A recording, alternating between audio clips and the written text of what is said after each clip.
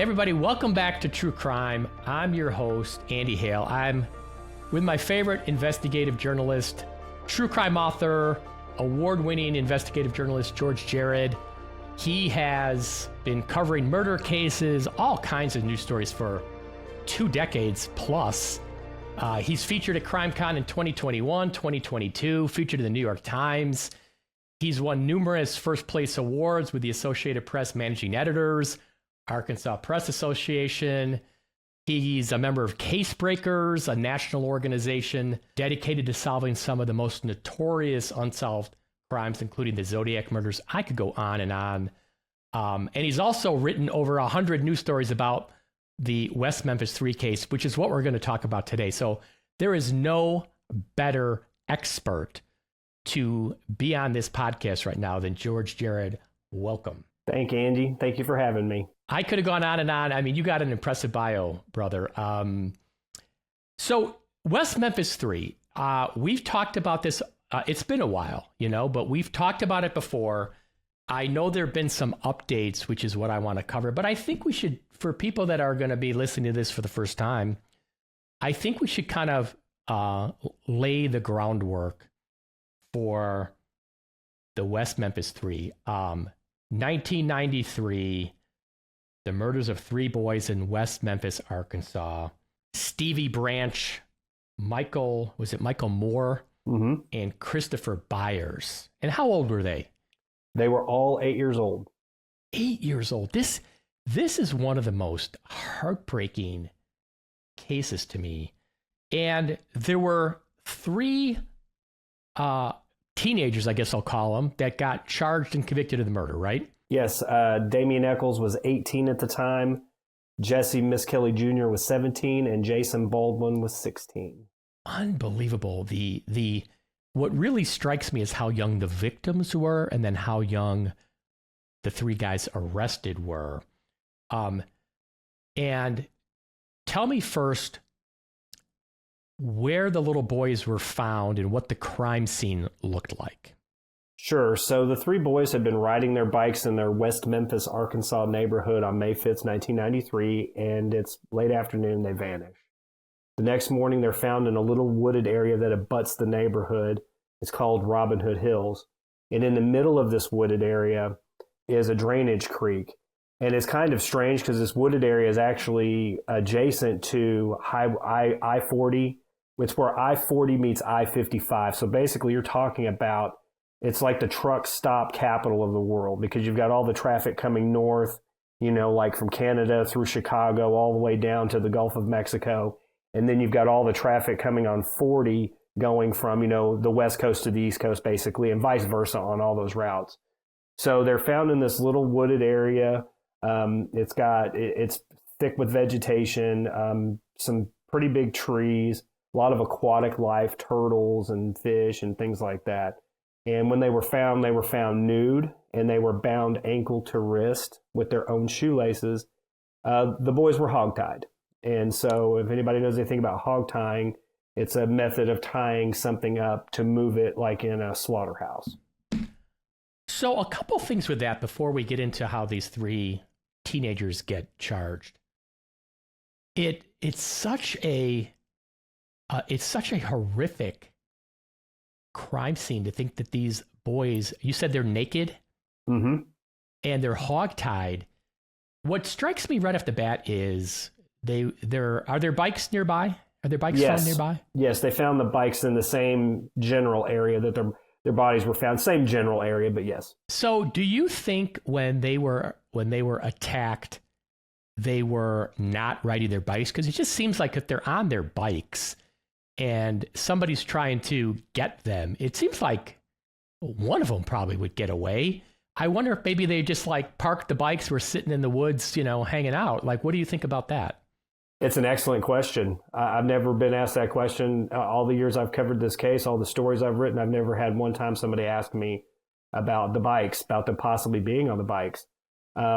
It's my opinion that they definitely were not on the bikes, because none of the injuries, if you look at the autopsy reports and the stuff that came out in court, none of that would be indicative. There's no injuries let's say, to their knees. If you get knocked off your bike, the first thing you're going to have a knee, ankle, You should have, scrapes to your hands. Now, Christopher Byers did have some defensive wounds to his hands. I don't know if they would be consistent with falling off a bike. So, wherever this happened, because I have strong opinions that it probably didn't happen in the wooded area. But yeah, no, they were definitely not on their bikes, in my opinion. Oh, so you don't think they were killed in the wooded area? No, I talked to an FBI profiler about it, and he said it's almost a certainty that they weren't, because one of the boys, Christopher Byers, had significant blood loss, and they didn't find a drop of blood in the woods. So, wow. Yeah, he was. Yeah, it's in his autopsy report. He had significant. Some of his organs were pale. He had so much blood loss. And so, what would that mean? That means like where was the speculation that they could have been killed? What the profiler told me, and I've actually talked to several other experts and attorneys and a lot of other people connected to this case, what they theorize is that the boys were killed in a house, a dwelling of some kind of garage, a shed, something that would muffle sound. Because one thing that's interesting, Andy, is that this wooded area that abuts their neighborhood, there are houses right there. I mean, I took Jared Bradley from, he's the CEO of MVAC Touch DNA testing. Last year, he was in town. He was doing one of his MVAC. He was training the Jackson, Tennessee Police Department how to use an MVAC machine. And he called me up. He's like, hey, man, would you take me on like a little tour of where all this stuff happened in West Memphis? And I said, sure. And we went out there. And I mean, and these houses are old, so they were definitely there in 1993, and they were right there. So how anybody wouldn't have heard the boys screaming is beyond. It just doesn't make any sense. But if you're inside a house or a garage, the sound is contained, and plus there's no blood found. So the weird thing to me is, all right, so let's play that out. Let's say they're killed in a house. Now you've got to get the bodies into the woods. Mm-hmm. I guess that's not super hard. You could do that at night, but you're going to bring the bikes there too? Yeah. So I guess maybe that's just a way to make it look like, I don't know, it all happened there. That's awfully strange. So how these boys are found, and is there any evidence of sexual abuse or no? No, there's not. And that's one of the biggest hangups in this entire case is because Jesse Misskelley Jr., who has an IQ of 72, he confesses to the murders. Okay, he confesses that they committed this crime. The problem is that you can punch holes in his story all day long. He gets everything wrong. He says the boys were tied with ropes when they were tied with their own shoelaces. He could not identify the area where they were actually found. He said the boys were abducted in the morning when obviously they were abducted late afternoon, early evening. And most importantly, he said that 2 of the 3 were sexually assaulted, that they were sodomized. Here's the problem. All the forensic experts for the prosecution, all the forensic experts for the defense agree on one thing about these 3 boys. There was no sex assault. No sperm was recovered. And I hate to say it, but there was no anal tearing or bruising. And all 6 experts who testified at the Rule 37 hearings for these guys, all 6 said exactly the same thing.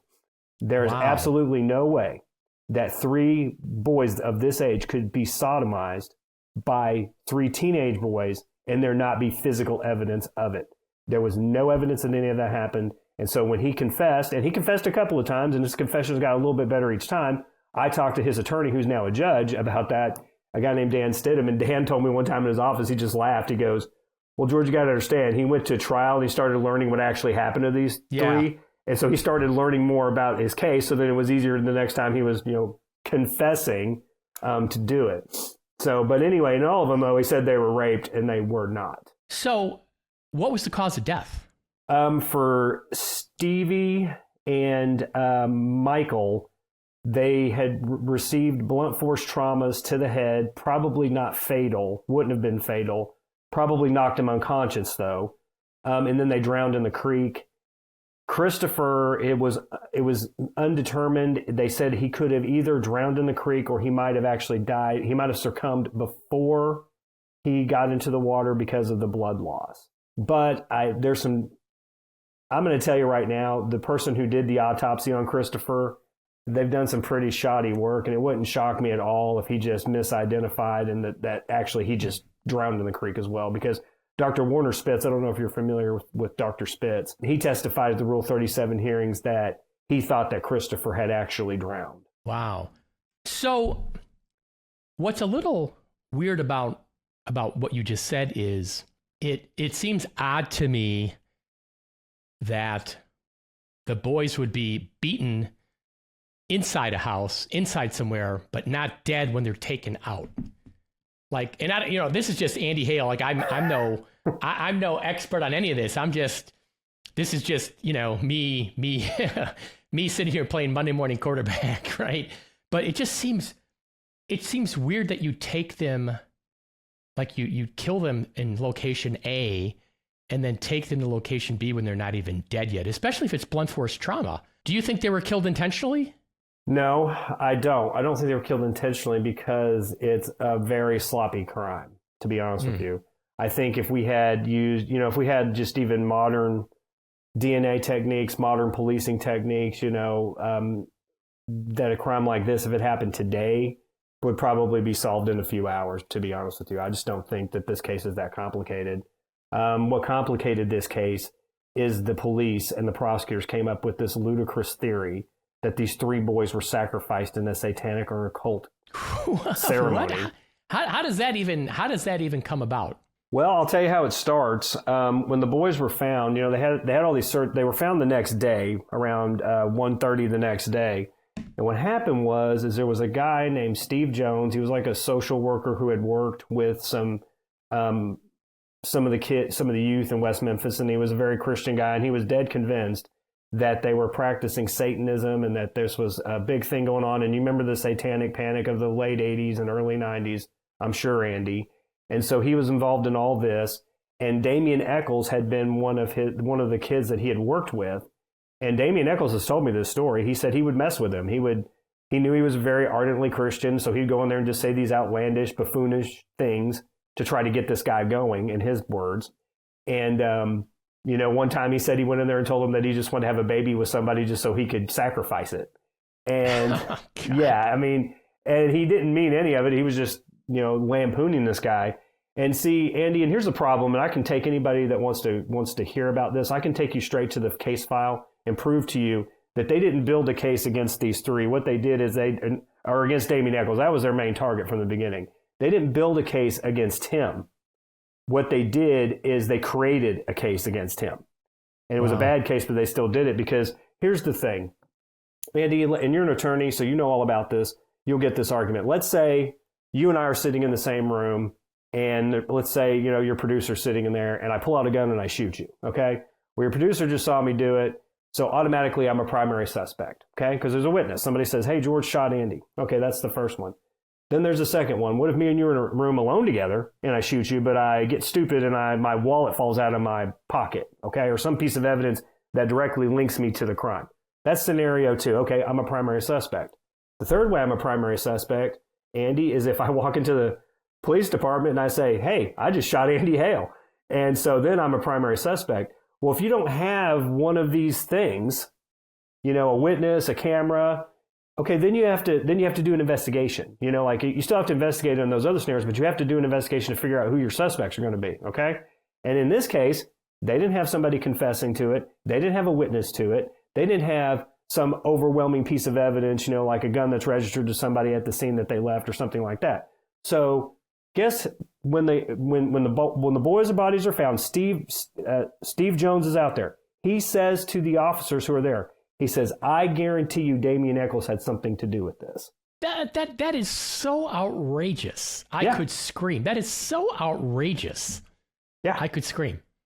Yeah. And then, first of all, it's so outrageous that he would say it. And B, it's so outrageous that the police would like feel like, oh, we got our guy.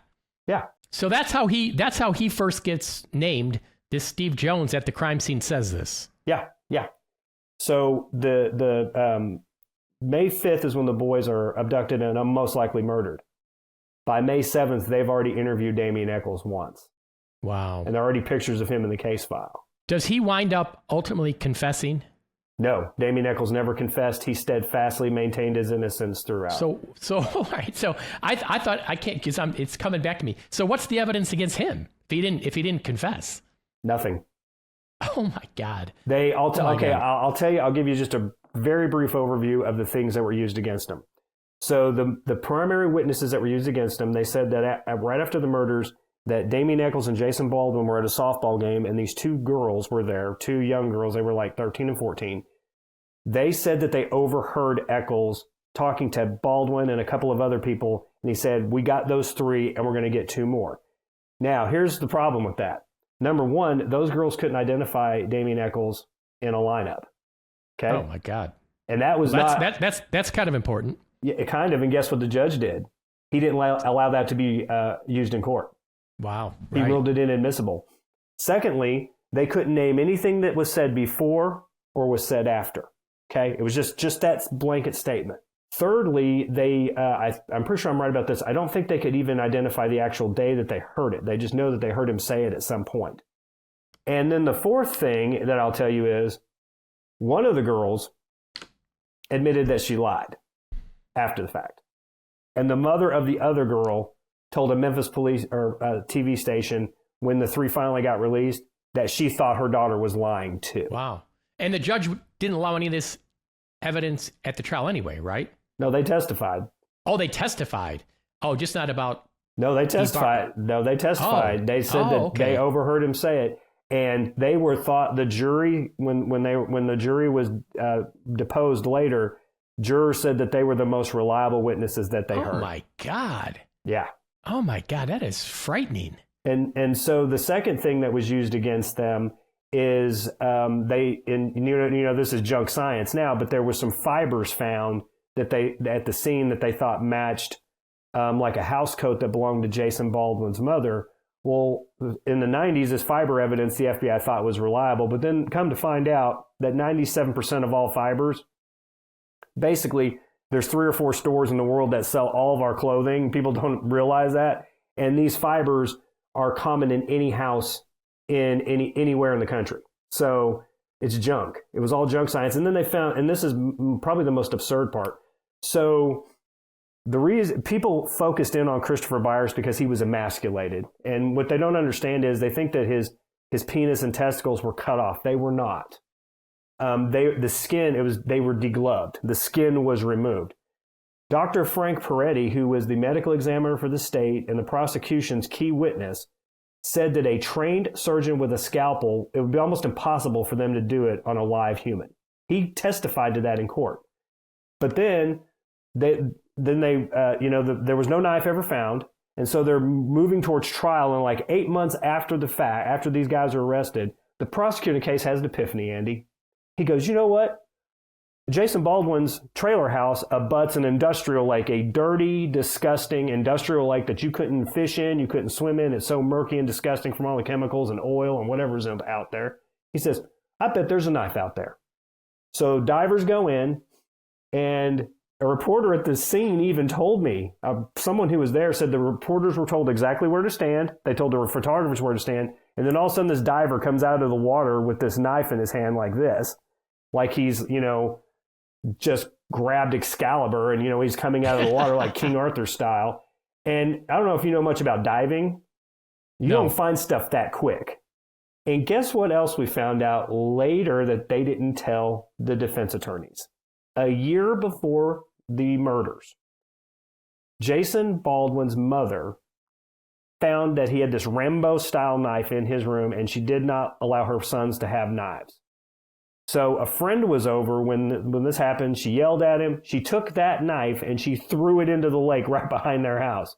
Wow. That friend told that story to the prosecutors right before they sent the dive teams out to find the knife, but they never divulged that to the defense. Wow. Yes. Wow. How bogus, even if they found the knife. I mean, that knife could be anybody's knife, could have been there for any time. Like, there's no link to the crime, I mean, right. What's crazy to me is that these kids even get charged. So I get Damien Echols gets implicated by Steve Jones. And Andy, I would like to add just one other small detail, just so the absurdity can waft over people. This knife has like a 9-inch blade. All the forensic experts agreed, and it was almost comical. They were like, there is no way you're going to use that knife to skin something so small. And here's the delicate, You'd had to have like an X-Acto knife. Right, you'd have to have a scalpel. That's what they said. It would take a scalpel. Now, here's the thing. On all 3 of those bodies, Andy, all 3 of them, you know what none of them have? a knife wound. Wow. Not one. And so, and why would you skin a penis that you don't have the technical skill and you don't have the equipment to do, the tool to do it anyway? Why wouldn't you just cut it off? You have a knife. That's so weird. Yeah. So Damien Echols gets implicated at the crime scene by Steve Jones. Okay, I get how he gets wrapped up in this. How does Jesse Misskelley and Jason Baldwin, how do they get looped in? How they get looped in is that Jesse confesses, so that's the start, and Jesse says that Jason was involved. And Okay. so, but I will tell you this, Andy, after his initial confession, the police take his confession to a magistrate to get warrants to arrest these guys. The magistrate listens to his confession and says, this is not even close. Oh, wow. So they had to go back to Jesse and they had to clean up a bunch of stuff. They had to make it better. They had to make it better. And against Jesse, and I will say this, there was a woman named Victoria Hutchinson who testified. She testified that she had attended a satanic espot with Echols and Misskelley. Jesse would babysit her son occasionally because their families knew each other. And he was 8 years old too. He was friends with the three boys who got murdered. And for a while, he claimed that he actually saw it happen. And the police actually believed him. It turned out he was lying about all this stuff. Well, Victoria Hutchinson testified against Jesse, but then she told me she was so messed up on drugs and feeling so guilty because she lied that they couldn't even put her on the stand against Echols and Baldwin. Okay. And then she later recanted and said, I did not attend the satanic espot. She was facing a credit card fraud charge, and the police told her, you either come on board and help us or you're going to get this credit card fraud charge. And she signed a 109-page affidavit saying that all this happened. And she looked me straight in the face, Andy, like we were in court one day and I was standing outside and I saw her walk in and the doors open and Jesse was sitting there at the defense table. And she looked at me and there was just tears running down her eyes. And she goes, I'm the reason that man has been in jail for 15 years. And I looked at her. Wow. And I said, you lied in a potential capital murder case? And she said, I did. I lied. What, do they have separate trials, each of these three? What happened is Jesse had a separate trial in a different town because he had confessed, but he was refusing to testify against the others two because now he was recanting his confession. And so what they did is they tried, and this was intentional, they tried Damien Echols and Jason Baldwin together because quite literally, Andy, if you want to build this case that somebody would believe that Damien Echols was involved in the occult and that this was an occult killing, you could make that argument to a jury. If you didn't hold Jason and Damien's trials together, Jason never would have gotten convicted. No, there's nothing against him. There's literally nothing. And he wasn't, some shady character, who was out, with a long trench coat and allegedly, they said things like Damien Echols was drinking blood from animals and all this other stuff, which was all not true, by the way. But Jason made good grades in school. He was in school the next day, made an A on an English test and made A on an art test. The next day, the day the boys' bodies were found, you think after you ruthlessly slaughtered 3 little kids, you think you might take a day off from, 10th grade. I just, what's so hard for me to wrap my head around is why, and I've seen this in so many other cases, why law enforcement is so quick to name a suspect, charge a suspect, kind of wrap the case up when they know how flimsy it is. Like there couldn't have been any, and then here's the other thing, I probably fault the state's attorney's office even more because state's attorneys are guardians for, the process. So like here in Chicago, the way it would work is for felonies, a state's attorney would have to, a police officer could go to the state's attorney and say, I want to bring murder charges against George Jarrett. Mm-hmm. And you got to go to the state's attorney felony review division. And they would say, okay, what's your evidence? Oh, my evidence is, I just think he did it. Well, the state's attorney's office doesn't have to approve charges. They can say, no, you don't have enough. Keep investigating. They're the gatekeepers, because sometimes I think the police officers, just have a theory or they have some stupid, they want to close the case. But state's attorneys who are going to prosecute the case how do they charge these three teenagers? That's even to me more egregious than anything else. Like they decide, hell yeah, let's go to trial against these kids. And were they potentially capital cases at the time? Yeah, no, they were capital cases. Holy shit! Damian Eccles went to death row. I mean, oh my God, that's scary. It is so scary. It just blows my mind. So they have trials. They all get convicted. Mm-hmm. They all get convicted, and I think they served like 18 years. Yeah, something like and that. And what happens? What happens after? And I'm sorry, I'm giving like this is a super condensed version here. We could talk for hours and hours about this case. What happens 18 years later that leads to them getting released from prison? So what happened in the years after they got convicted, that they released the documentaries, the Paradise Lost series, and then a documentary called West of Memphis with Amy Berg. And I consulted on a couple of those. And it was the absurdity of the crime. Even in 1996, when the first Paradise Lost documentary came out, it was absurd. People were like, there's no way they did this. So millions of dollars got raised. And so what happened was they were able to get way better attorneys. They were able to do some like modern DNA, science type stuff. So in 2007, all the hairs that were collected from the crime scene were DNA tested. Now they couldn't identify the donors of all the hairs, but there's 3 people they could conclusively rule did not donate the hairs, all of them, not one hair. And that was Damian Eccles, Jesse Misskelley Jr., and Jason Baldwin. So, wow. Andy, what that means is, statistically speaking, if you base it on the DNA testing of the hairs, and they collected a lot, there were a lot of hairs tested, that means it is more probable that you and I were the ones that killed those kids in the woods that day than the 3 guys who went to prison for 18 years. Wow. Now, here's the deal. One of those hairs was found inside a ligature that bound Michael Moore. That hair is a 98.5% positive match for Terry Hobbs, who is Stevie Branch's stepdad. Now, on a tree stump next to where the bodies were dumped, another hair was found. That hair is almost a certain match for a guy named David Jacoby, who is Terry Hobbs' alibi witness when the 3 boys disappeared. Okay? So the reason that they got released in 2011 is because a couple of the key players in this, the prosecutor at the time, Scott Ellington, was getting ready to run for Congress. Dustin McDaniel, the state attorney general, was getting ready to run for governor. And here's the thing. They were careening towards a new evidentiary hearing. It had been ordered. The Arkansas Supreme Court, based on the fact that these other hairs had been found that didn't belong to any of them, but they belonged to other people who could potentially be involved, they ordered an evidentiary hearing to be held. It was going to be held at the end of that year, 2011, like in December. And so pretty much what everybody in August of 2011, actually very poignant because they got released on August 19th that year, so we're coming up on that anniversary. What happened was all these guys behind the scenes, they knew it was going to happen. And Judge Laser, who eventually released the guys, he was a new judge in the case. And he even said it. He said that we were going to go to an evidentiary hearing. They were going to get new trials. And the prosecutor told me, says, if we had to go to trial again, they would be acquitted. There's no question about it.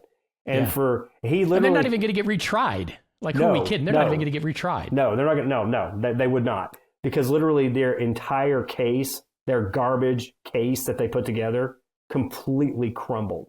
And so it wasn't that they were doing anybody some big favor. They were just saving face, which is fine, And I've tried to explain this to the prosecutors and some of the people. They weren't even the prosecutors that made this case back then. It's all those guys are retired. They're gone. They're not even in the system anymore. Judge Burnett, he's retired. John Fogelman and Brent Davis, the 2 prosecutors originally, they're gone. So I never understood why these prosecutors kept defending this case. I mean, it's so... I got personal experience that in 2 of my cases, in my Cleve Heidelberg case in Peoria and my Chester Weger case in LaSalle County. I mean, it's not on your watch. This happened, in both cases, it was 50 plus years earlier, yet you see state's attorneys trying to protect the victory, trying to protect the trial victory. Yeah. And I even cited a really good law review article in one of my motions about this inherent bias that state's attorneys have, that they have this bias as state's attorneys of wanting to preserve the victory, even though it wasn't on their watch. there's oftentimes this implicit bias about, looking like you're soft on crime if you somehow vacate a conviction and all these things. Soft on crime if you go get the right person. I mean, yeah, I know. Even though their job is to seek justice and not merely to convict. I mean, I've seen this so many times. And so, after 18 years, all three get released. Correct? Yes, I was in the courtroom the day they got released. I actually broke the story when they were getting released. I beat the New York Times by 2 hours. Look at you. Well, you should be. I mean, you had written over 100 articles about the case. Yeah, and actually, Andy, I think it might be pushing 150 at this point if I went back and actually counted. Wow. So it's a strange. I mean, it is. I quite literally compare it. There's only one other individual case that I can compare it to, just because of the sensationalism and the fact that the internet came about like publicly a year after that case happened.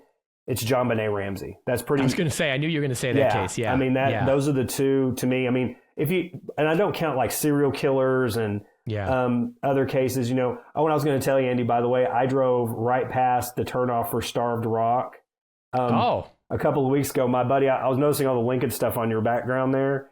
And a buddy of mine wanted to go to a Milwaukee Brewers game for some reason. He just likes to go to different baseball parks, and we'd never been. It's a good park. Yeah, it was nice. We actually went on a park tour up there, and on our way back, we stopped in Dixon, Illinois to see the Reagan Boyhood Home. And then I've been there. You've been, I'm sure you have. Yeah, I had a client who was at Dixon Correctional Center, so I'd go to Dixon a lot. Yeah. Go ahead. Nice little town. Really enjoyed it. Yeah, and I got a couple little favorite little food spots there too. Oh, nice. Yeah. And then we stopped off at the Lincoln Presidential Library because I wanted to go by the tomb. I'd never been there Springfield? before. Oh, yeah. Yep. Oh, the Lincoln Library is amazing. It is. I got a whole other case we'll talk about. We'll do a podcast where I'm trying to recover a deathbed photograph of Abraham Lincoln. I don't know if I've ever told you about this, that was taken after he was assassinated. That's a whole other story. We'll do a podcast about that. You saw the Starved Rock, like an exit to Starved Rock State Park? I did, and if I'd had time, I would have went down there. Oh my God. We'll have to do an episode where I tell you about Starved Rock, and then you can give me the reactions, kind of like I'm giving you the reactions to stuff I'm hearing about West Memphis 3. We'll do that, because I'll just tell you, you're telling me about all the ridiculous theories about, the knife being the Rambo knife cutting off the penis. I'll tell you the stories about what the state's attorney's office argued about my hair evidence in the Starved Rock murder case. It'll make your head spin. Man, that thing you texted me the other day, I was like, what are you talking about? Yeah, unbelievable. I'm still my head is spinning like a top. Can you see the fumes coming out of the top of my head? I can. Yeah. So 18 years in prison. So they get out, what year? 2011. All right, 2011, they get out. So they're out now. So how are there new updates now, and what are the new updates now? Okay, so this is what happened in early 2020. Damian Eccles and Jason Baldwin and Jesse Miss Kelly Jr. all said that if there was any way to solve this case, like through science or whatever, that they would be more than willing to do it. Now, in 2020, they approached the prosecutor, Scott Ellington, and said, hey, we would like to do touch DNA testing, MVAC DNA testing on the shoestrings that bound the boys, the ligatures, okay? And, the thing about shoestrings is they're very rough, and they pull a lot of skin cells. And I actually had a conversation with Jared Bradley, the CEO of MVAC, about this. Skin cells are really good. MVAC's good at picking up skin cells. Now, the boys were placed in water, so it's very possible that evidence just washed away. I was wondering about the water. How does the water affect it? But go ahead. It could wash it away for sure. There's no doubt about that, so there may be nothing to it. But this is what we're certain about. If there is evidence on those shoestrings, it almost certainly is from the killer or killers, because the last person to tie those knots, that would be the last person to touch them. So, and they're tying knots, so there might even be some skin cells up in the knot, which would be protected from the water. So if you could just right, and what's going to happen is there's going to be a mixture of DNA. You're probably going to have the boys' DNA on there. You're probably going to have the police's DNA on there. But you should, if you have the right lab, if they can get in there and pull those DNA signatures, if they can fix those DNA mixtures up, then you'd have something. Well, Scott Ellington's the prosecutor, and I like Scott personally a lot. I've known him very well. I've known him for years. He agreed to do the testing. Good. So that's 2020. What? That's in March. It's in March of 20. So that's 5 years ago. Right. So Scott had ran for a special judge. I think a judge had either retired suddenly through illness or something had happened. I don't remember exactly what. But he ran.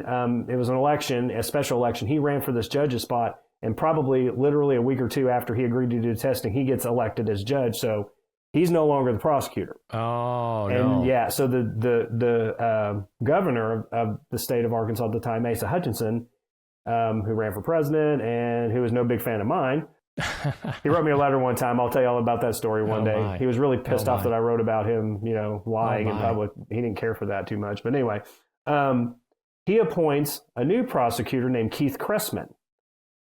Keith Cressman is an attorney from West Memphis. And so the pandemic, and the main thing that happened in March of 2020, besides this, obviously, the pandemic started. And so that stopped everything in the judicial system. So honestly, it wasn't on my radar. I didn't even really think about the fact they'd requested the testing, for, 8-9 months because everything was shut down. So nothing was happening. So then in April of 2021, I go to a Kiwanis Club meeting in the town of Jonesboro, which is the town where the trials for Eccles and Baldwin were held. I'm sitting there. Keith Cressman, who's the new prosecutor, is going to be the guest speaker. And I thought, oh, okay, well, maybe I'll just chat with him. I didn't even know he was going to be there. So I sit at a table with him, and I'm like, hey, what do you think about doing this testing? And he's like, well, we're not going to do it. He goes, I'm going to ask a judge to order all the evidence destroyed. Destroyed? Destroyed, because technically when the guys agreed to the Alford plea, technically by the books, that's a second-degree murder plea. And so in the state of Arkansas, they only have to keep evidence in a second-degree murder case for 10 years. Well, the 10-year anniversary was coming up in August of that year. Wow. And I looked at him and I said, are you sure? I said, I know that's the law, but I said, are you sure you want to destroy that evidence in this case? And he goes, yeah. So long story short, not long after I have this conversation with him, of course, I write a story about it. It blows up. Everybody goes crazy. Everybody's mad. They say that all the evidence was destroyed in a fire. This gets leaked out of the prosecutor's office. Destroyed in a fire? Yeah. So then Mara Lavert, who wrote the book about the West Memphis Three, Devil's Knot, she FOIs all the fire records on public property in Crittenden County, which is a county where West Memphis is in. And after her FOI request, there was not a single fire on public property in 25 years in that county. So that was a lie. So then they said the evidence was just lost. It wasn't a fire, it was just lost. That was a lie. So then finally, they went to a judge. Eccles' attorneys went to a judge and said, hey, we want to know where this evidence is at. And so the judge ordered them to open up their evidence locker room in West Memphis. And so his attorneys walked in, and sure enough, all the evidence is sitting on a table, neatly in bags and boxes and everything. The bikes are there, everything, and it's sitting in the corner as it's been sitting there for however many years. And 10 minutes after this happens, the police chief in West Memphis resigns. Wow. So I call the mayor, and I'm like, what the is going on? And he's like, oh, it's just a coincidence that he resigned 10 minutes after they found stuff. And I'm like, okay, yeah, that's right. Yeah. So then fast forward to 2022, they have a court hearing where a judge says, okay, so Arkansas had passed this new law after these three guys were convicted. And basically what the law said is, if you have been convicted of a crime and, like, let's say DNA testing advances, you have a right to petition to have that testing done. Seems like a common sense, logic thing. Yeah. Andy, this judge says in court that these three guys are out of prison, so therefore the statute doesn't apply to them. As if there's no penalty. And I even said this at the time. I said, so the only penalty for being charged with a crime is imprisonment. If you're charged as a heinous, notorious child killer and you're free, then you're not facing any penalty, which is absurd because, of course, you're facing penalty. You walk down the street, people think you're a murderer. That's who you are. In fact, these guys did Alford pleas, right? So they maintained their innocence, but they had to still admit guilt to a lesser charge, right? That's technically. Technically, they did, yes. I mean, and when they gave their plea in court, they said, I am innocent of this charge, but I acknowledge that the state has enough evidence to potentially charge me. They didn't even go to the extent of. So, yeah, they had to plead to that, which is absurd. So anyway, interestingly enough, a side note, right around the time of this hearing when this judge decides to, completely, obviously made a mistake. At the same time, I was actually interviewing Terry Hobbs, the stepdad whose hair was found in the ligature that bound the boys. Yeah, I was going to talk more about that in a minute. Yeah. Okay. Well, okay. If we're going to talk about it in a minute, I'll say we can go right now. I mean, because I was going to come back to. I'm looking at my notes. I'm like, wait a minute. You said the stepdad of Stevie Branches is Terry Hobbs, and his hair is found on the ligature of Michael Moore. Yes, not his stepson. Yeah. Like what? And here's the thing. Andy, I want to make this very clear. Terry Hobbs' story is that the day of the murders, he comes home from work, Stevie's already gone. He never sees Stevie or his friends that day at all. He says, I never saw him. He takes his wife, Pam Hobbs, to work. She worked at a local restaurant. She was a waitress there. So he goes and drops her off, and then he goes and plays guitars with this guy named David Jacoby, whose hair was found on the tree stump next to where the bodies are dumped. Which is awfully strange, too. Yes.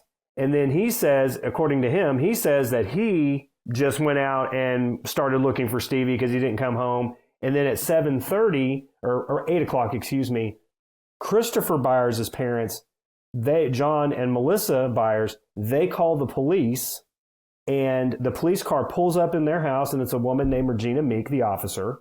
And as they're filling out a missing persons report for Christopher, Dana Moore, they live across the street. She walks across the street, and she starts to fill out a report for Stevie, but the officer says, hey, these boys are going to show up in the next 5 or 10 minutes. They're just out goofing around. You told me he's wearing a blue Cub Scout, outfit. If I see a kid in a blue Cub Scout outfit, I'll bring him home, okay? So they don't fill out a report for him. Terry claims he has a cousin that's a writer, and they wrote a book about the case called Boxful of Nightmares.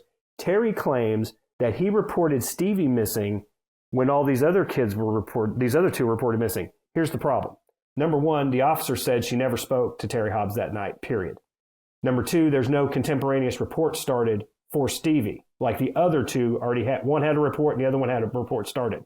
Number three, John Mark Byers told me to my face when I asked him about it, he said, Terry Hobbs is a liar. He can't tell the same damn lie 2 times in a row. The third one, wow. Melissa Byers, she's deceased now, but when she testified at both trials, she described the scene when the boys were reported missing, and she said Terry wasn't there. Dana Moore testified, and she said that Terry Hobbs wasn't there. And here's the other thing, Andy, if I don't know if you have kids or not, but yeah, they're adults now. But yeah, I have 2 kids. Mine are adults too. They both graduated. Yeah, my daughter actually works for me at my law firm now, which is amazing. Oh, that's awesome. Yeah. So if heaven forbid, when one of your children was 8, they're missing. They've vanished. Who's the first person you're calling? If one of your kids is missing, I mean, I'd probably call my wife, my spouse. Exactly. So Terry claims that he reported Stevie missing, but he never told Pam at work that he was missing. Wow. And here's the other thing, Andy. I told you a second ago. He claimed he never saw the boys that day. How can you report someone missing if you don't know what they're wearing? Wow. And the restaurant, and the restaurant was only a couple of miles away. So my natural inclination, if I'm worried that they're missing, I would be like, yeah, drive over there. Yeah, maybe they just rode their bikes over to the restaurant, to see the mom for some reason. And so he didn't do any of that. In fact, Pam told me the story, and she told me this story in 2009, okay? She said that when he showed up to pick her up from work at 9:30 that night, that he walked right past her, went to a payphone, and called the police from there. Well, here's the thing, Andy. If you had reported Stevie missing earlier, why are you reporting him missing again? Yeah. So, and that's all in the case file. So when I said... It doesn't jive. Right, it doesn't jive. And I'm not saying that Terry Hobbs did it, obviously, but what I'm saying is that I said to you at the beginning of this that this case might have been able to be solved early, within a day or two or a week or two or whatever back then if we had everything, that we know now as far as science and all that. So fast forward to 2022, when this whole thing is going on with this judge saying that, basically get out of my courtroom, this statute doesn't apply to you because being a notorious child killer is perfectly fine. I interview him and I ask him the question. I said, do you want this DNA evidence tested? And he said, I hope a judge does the right thing and orders all the evidence destroyed. I mean, you talked about this at CrimeCon, didn't you? Yes, that's where we met. Yes. Yeah, I remember this. Like, he wants the evidence destroyed. Yes. Don't you want justice for your stepson? Don't you want to solve it? Yeah.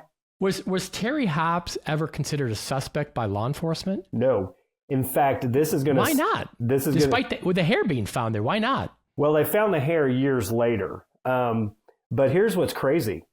All the parents were interviewed initially in the initial investigation. All the parents were interviewed. He was the only parent not interviewed. And he was... Why not? I think in any case, I think in any case where somebody is found dead, the family is always the starting point. I mean, that's just routine procedure, Right. We're going to talk to the parents. We're going to talk to the siblings. We're not saying you did it, but hell yeah, we're going to interview you. Tell us what you know. Tell us where you were at, blah, blah, blah. How does he not get interviewed? I mean, that's... He never did. That doesn't make any sense. He never did, Andy. And he was the only parent, by the way. Again, I'll reiterate, the only parent, because even Todd Moore, Michael Moore's father, who was an over-the-road truck driver, so he was verifiably out of the state when the boys vanished, they even interviewed him. And here's the thing. He was Stevie's custodial parent when he vanishes. He's the parent in charge. Wow. And the statistics, overwhelmingly, if a child is murdered in this country, it is a parent or step-parent. It's not even that's close. What I mean. It's like you always start with the family. I mean, so what happens now? You said at 2022, now this judge is balking. They're balking at testing, doing the DNA testing. So what play that out. What happens then? So long story short, it moves on to it goes up to the Arkansas Supreme Court. Of course, it sits there for months and months and months and months and a year, and they don't do anything because you know how that process goes. Well, then finally, the Arkansas Supreme Court came back in April of 2024 and said, in a 4-3 decision, it was close, that the testing should go forward, the requested testing. And so we've got a new prosecutor at this point. Right, so that's 15 months ago. So yeah. What's happened? So again, the prosecutor, she is a new prosecutor. She said she wanted to do the testing, and she eventually finally agreed to it. They had a hearing several weeks ago. Andy, I never understand why this takes so long in our judicial system. They haven't done the testing yet? No. My God. And it was allowed in April of 2024. The Arkansas Supreme Court said it can be tested? Yes. Good God.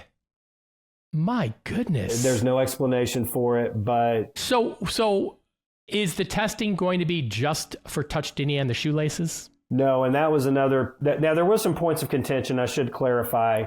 Technically, Damien Eccles was the only one of the three who was actually asking for the testing.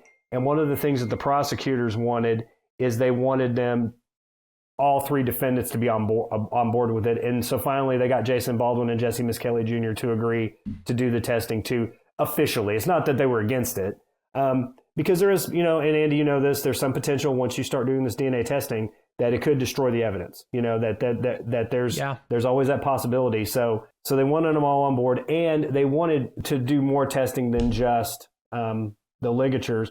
And so they got together at this hearing and they decided they were going to retest a bunch of the hairs too.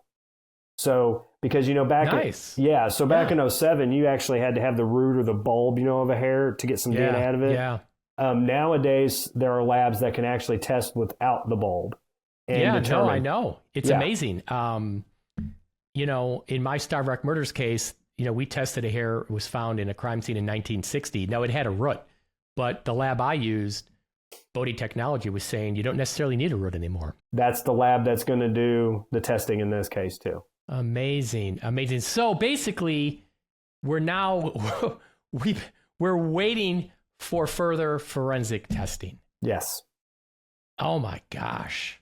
What a saga. The other thing I think is powerful, it reminds me of what I love is it sounds like the first documentary in 1996 had some influence on shining a light on the case. Your reporting had influence on shining a light on the case. I love how you can use the media to, raise awareness of an injustice, because oftentimes the state's attorney's office is not doing their job until they're forced to. With our Murder in the Park, our documentary is what caused the Cook County State's Attorney's Office to finally roll the sleeves up, investigate the case, and it led to the exoneration of Al Story Simon. So I think it's the investigative journalism and the attention it brings to the case that is so powerful.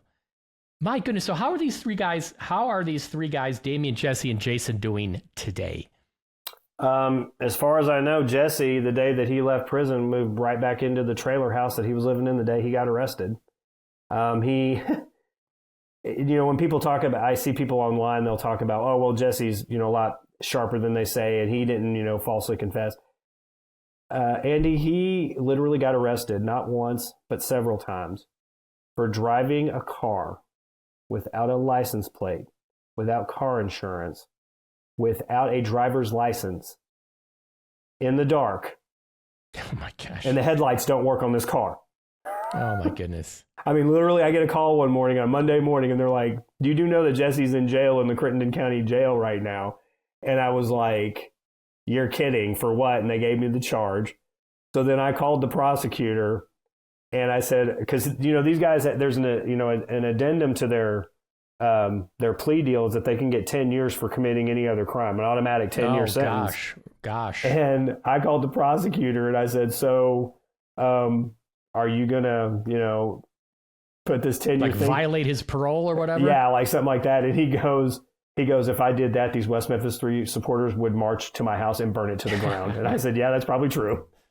Well, people don't, it sounds like kind of a classic case of a false confession, with Jesse, where the confession doesn't match the crime scene. It doesn't match the evidence. He's talking about a rope. It's not a rope. It's shoelaces.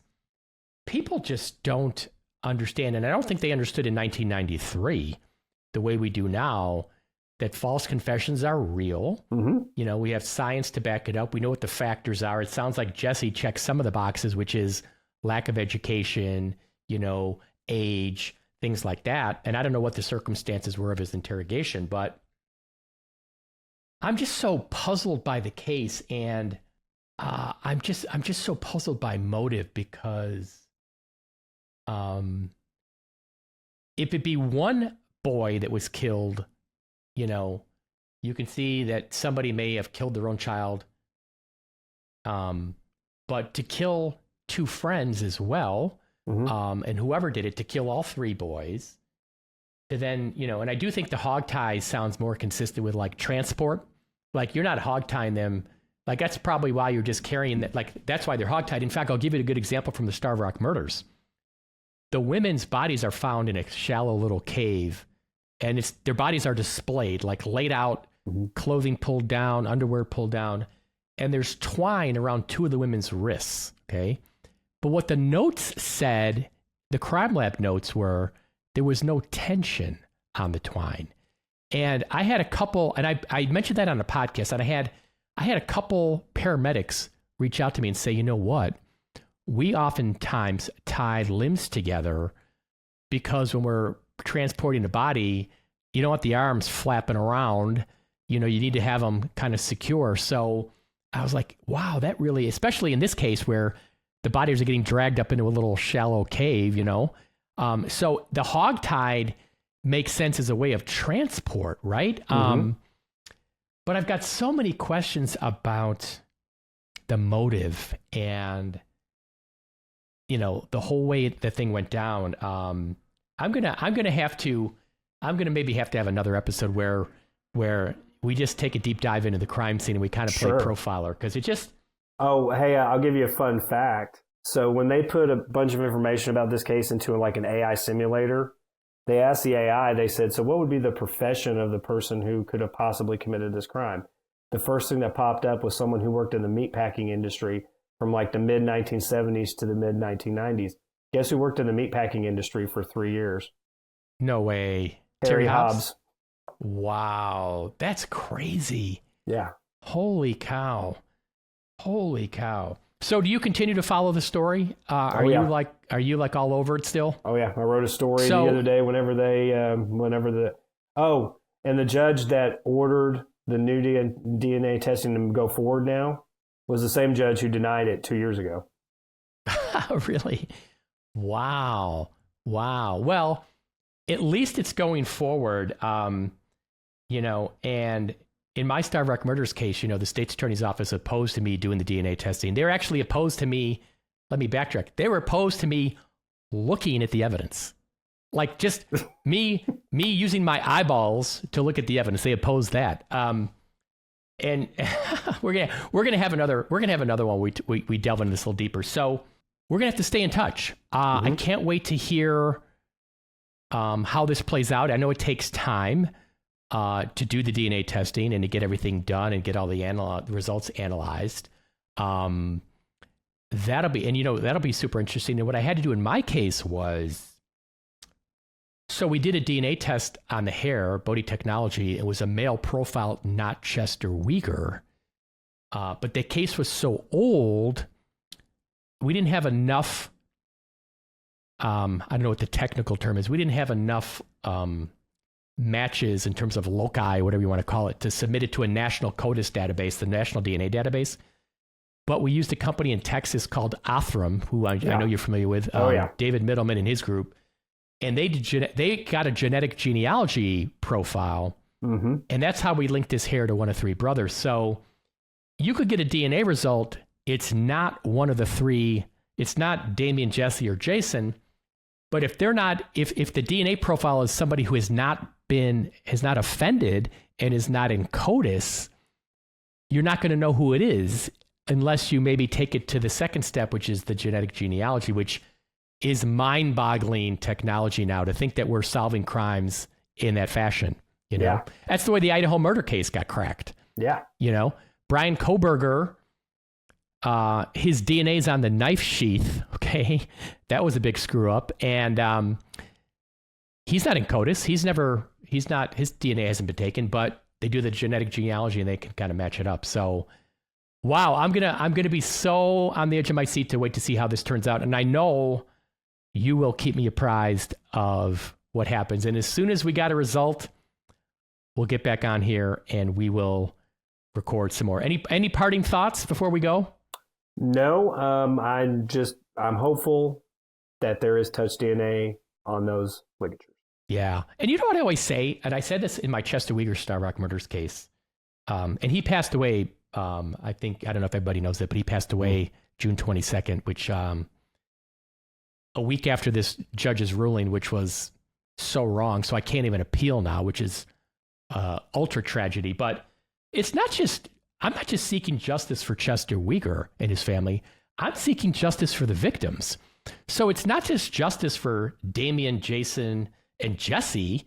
It's justice for Steve, Michael, and Christopher and their families, primarily, to know what's the real truth, who committed this crime, who is responsible, right? I mean, that's what people lose sight of sometimes. It's the victims, and what really happened here. So I hope there's a final chapter. I hope there's some finality. In your case, I'm still trying to get that in my Starbuck murders case. So we'll stay in touch, and I think we'll be back here sometime later this year with a round two. So great talking to you as always, George.